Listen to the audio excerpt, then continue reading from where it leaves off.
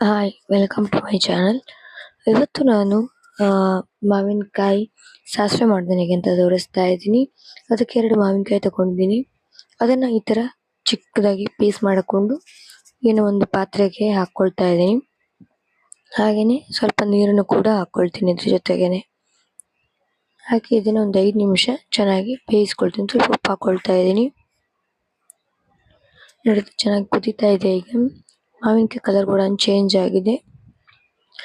ಮಾವಿನಕಾಯಿಯಲ್ಲಿ ಮಾಡುವಂತ ತುಂಬಾ ಸಿಂಪಲ್ ಆದಂತ ರೆಸಿಪಿಗಳನ್ನ ನಾನು ಇವತ್ತು ತೋರಿಸ್ತಾ ಇರೋದು.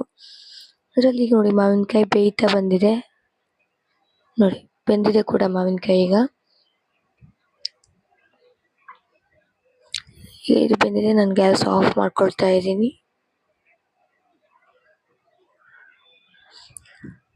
ಈಗ ಒಂದು ಪಕ್ಕದಲ್ಲೇನೆ ಸ್ವಲ್ಪ ಕಾಯಿ ತುರಿ ಇದೆಯಲ್ವಾ, ಇದನ್ನ ರುಬ್ಕೊಳ್ತಾ ಇದ್ದೀನಿ.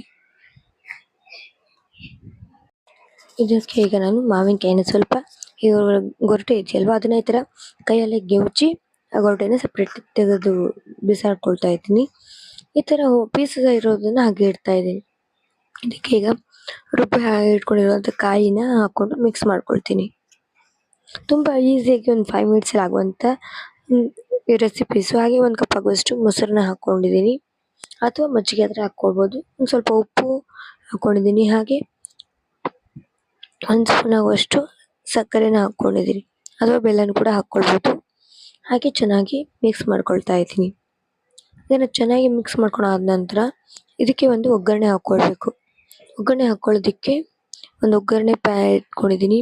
ಅದಕ್ಕೆ 1 ಸ್ಪೂನ್ ಆಗುವಷ್ಟು ಎಣ್ಣೆ ಕೂಡ ಹಾಕೊಂಡಿದ್ದೀನಿ. ಅದಾದ ನಂತರ 1 ಸ್ಪೂನ್ ಆಗುವಷ್ಟು ಸಾಸಿವೆ ಹಾಕೊಂಡಿದ್ದೀನಿ. ಸಾಸಿವೆ ಚೆನ್ನಾಗಿ ಸಿಡಿಯೋಕ್ಕೆ ಸ್ಟಾರ್ಟ್ ಆದ್ಮೇಲೆ ಇದಕ್ಕೆ ಒಂದು ಒಣಮೆಣಸು ಅಂದ್ರೆ ಬ್ಯಾಡಗಿ ಮೆಣಸನ್ನ ಪೀಸ್ ಮಾಡಿ ಒಂದು 2 ಪೀಸ್ ಮಾಡಿ ಹಾಕೊಳ್ತಾ ಇದ್ದೀನಿ. ಜೊತೆಗೆ ಒಂದು ಸ್ವಲ್ಪ ಕರಿಬೇವಿನ ಎಲೆನೂ ಕೂಡ ಹಾಕೊಳ್ತೀನಿ. ಹಾಕಿ ಚೆನ್ನಾಗಿ ಫ್ರೈ ಮಾಡಿಕೊಂಡು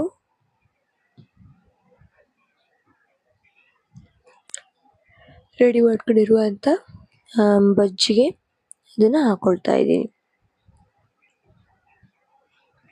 ಹಾಕಿ ಚೆನ್ನಾಗಿ ಮಿಕ್ಸ್ ಮಾಡ್ಕೊಬೇಕು. ಮಿಕ್ಸ್ ಮಾಡ್ಕೊಂಡ್ರೆ ಮಾವಿನಕಾಯಿ ಬಜ್ಜಿ ರೆಡಿ ಆಗತ್ತೆ. ತುಂಬಾ ಈಸಿ ಅಂತ ರೆಸಿಪಿಗಳಿವೆಲ್ಲಾನು ಕೂಡ. ನಿಮ್ಗೆ ಇಷ್ಟ ಆಗಿದ್ರೆ ಪ್ಲೀಸ್ ಲೈಕ್ ಮಾಡಿ, ಶೇರ್ ಮಾಡಿ, ಕಮೆಂಟ್ ಮಾಡಿ.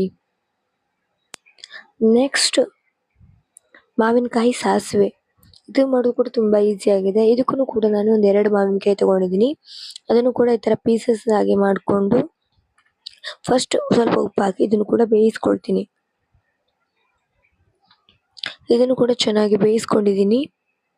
ನೋಡಿ ಬೆಂದಾದ ನಂತರ ಇದಕ್ಕೆ ನಾನು ಕಾಯಿ ತುರಿ ಮಿಕ್ಸಿ ಜಾರ್ಗೆ 1 ಕಪ್ ಆಗಷ್ಟು ಕಾಯಿ ತುರಿ ಹಾಕೊಂಡಿದ್ದೀನಿ. ಅದಾದ ನಂತರ 1 ಸ್ಪೂನ್ ಆಗುವಷ್ಟು ಸಾಸಿವೆ,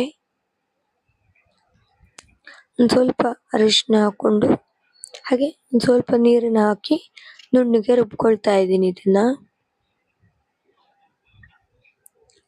ಒಂದು ಹಸಿಮೆಣಸನ್ನ ಹಾಕೊಳ್ತೀನಿ. ಜಾಸ್ತಿ ಹಾಕೊಳ್ಳಲ್ಲ, ಖಾರ ಆಗ್ಬಿಡತ್ತೆ ಅಂತ ಹೇಳಿ ಒಂದು ಹಸಿಮೆಣಸನ್ನ ಹಾಕೊಂಡು ಚೆನ್ನಾಗಿ ನುಣ್ಣಗೆ ರುಬ್ಕೊಂಡಿದ್ದೀನಿ. ಇದರಲ್ಲೂ ಕೂಡ ನಾನು ಗೊರಟೆ ಇರುತ್ತಲ್ವ, ಅದನ್ನ ಸಪ್ರೇಟ್ ಮಾಡ್ಕೊಳ್ತಾ ಇದ್ದೀನಿ. ಸಪ್ರೇಟ್ ಮಾಡ್ಕೊಂಡಾದ ನಂತರ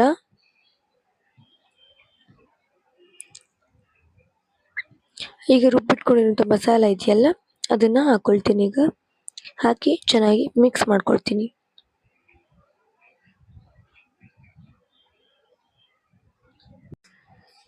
ಈಗ ಇದನ್ನ ರುಬ್ಬಿಟ್ಕೊಂಡಿರೋದನ್ನು ಕೂಡ ಮಸಾಲ ಹಾಕೊಂಡು ಚೆನ್ನಾಗಿ ಮಿಕ್ಸ್ ಮಾಡ್ಕೊಳ್ತೀನಿ.